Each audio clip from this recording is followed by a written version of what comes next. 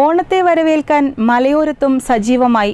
മറുനാടൻ പൂക്കൾ തന്നെയാണ് ഈ വർഷവും മലയാളിക്ക് ആശ്രയം.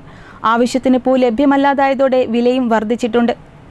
അത്തം മുതൽ തിരുവോണം വരെ മുറ്റത്ത് പൂക്കളമൊരുക്കുന്നതാണ് മലയാളികൾക്ക് ഓണാഘോഷത്തിൽ ഏറ്റവും പ്രധാനം. പാടത്തും പറമ്പിലുമുള്ള പൂക്കൾ പറിച്ചെടുത്ത് കളമൊരുക്കിയ കാലം വിദൂരമായി കഴിഞ്ഞു. വിപണിയിൽ ലഭിക്കുന്ന പൂക്കളാണ് ആശ്രയം. നഗരത്തിലും നാട്ടിൻപുറങ്ങളിലും പൂക്കച്ചവടം തകൃതിയാണ്. മറുനാടൻ പൂക്കൾ യഥേഷ്ടം ലഭിക്കുന്നുണ്ടെങ്കിലും വലിയ വിലയാണ്. മഴയിൽ വിളവ് കുറഞ്ഞതോടെ മറുനാടൻ പൂക്കളുടെ വരവ് കുറഞ്ഞതാണ് വിലക്കയറ്റത്തിന് കാരണമായി കച്ചവടക്കാർ പറയുന്നത്. തമിഴ്നാട്ടിലെ കോയമ്പത്തൂർ, കർണാടകയിലെ ഗുണ്ടൽപേട്ട്, ബംഗളൂരു, മൈസൂരു മേഖലകളിൽ നിന്നാണ് പ്രധാനമായും പൂക്കൾ കോഴിക്കോട് ജില്ലയിലെത്തുന്നത്. കേരളത്തിലെ ഓണവിപണി ലക്ഷ്യമിട്ട് നേരത്തെ തന്നെ കൃഷി ഇറക്കിയിരുന്നുവെങ്കിലും മഴ ചതിച്ചതോടെ പല മേഖലകളിലും വിളവ് കുറഞ്ഞു. ഇതോടെ വിപണിയിലെത്തുന്ന പൂക്കളുടെ അളവിലും കുറവുണ്ടായി. ആവശ്യക്കാർ ഏറിയതോടെ വില കൂടുകയും ചെയ്തു. അരളിയും ജമന്തിയുമാണ് ഇത്തവണ പൂവിപണിയിലെ വിലയേറിയ താരം. അരളി കിലോയ്ക്ക് 500 രൂപ കടന്നു. പേപ്പർ വൈറ്റിന് 650 രൂപയാണ്.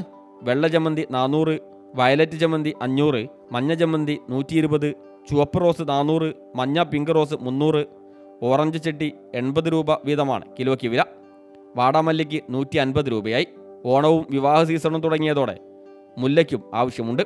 മുല്ലപ്പൂവിന് കിലോയ്ക്ക് 1400 രൂപയാണ് വില. കഴിഞ്ഞ ദിവസം 1500 രൂപ വരെ എത്തിയിരുന്നു. റെസിഡൻസ് അസോസിയേഷനുകൾ, ക്ലബ്ബുകൾ, വായനശാലകൾ എന്നിവയ്ക്കൊപ്പം സ്കൂളുകളിലും കോളേജുകളിലും പൂക്കള മത്സരങ്ങൾ വരും ദിവസങ്ങളിൽ നടക്കും. വിവിധ സ്ഥാപനങ്ങളിലെ ഓണാഘോഷങ്ങൾക്കും വലിയ തോതിൽ പൂക്കൾ വേണ്ടിവരും. അതിനാൽ പൂവിപണി കൂടുതൽ സജീവമാവുമെന്നാണ് വ്യാപാരികളുടെ കണക്കുകൂട്ടൽ. ഇതോടെ പൂക്കളുടെ വിലയും ഇരട്ടിയാവും. അതേസമയം നാടൻ പൂക്കൾക്കും വിപണിയിൽ ആവശ്യക്കാർ ഏറെയാണ്.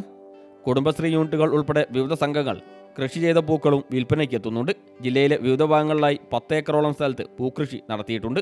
മറുനാടൻ പൂക്കളുടെ ആധിപത്യത്തോട് മത്സരിച്ച് നാടൻ പൂക്കൾക്കും വിപണിയിൽ ഇടം കണ്ടെത്താനുള്ള ശ്രമത്തിലാണ് കർഷകർ. വില കൂടിയാലും പൂക്കൾ വാങ്ങുന്ന പതിവ് ഉപേക്ഷിക്കാൻ ആർക്കും കഴിയുകയുമില്ല. Fasal Babu, news bureau, Mukkam.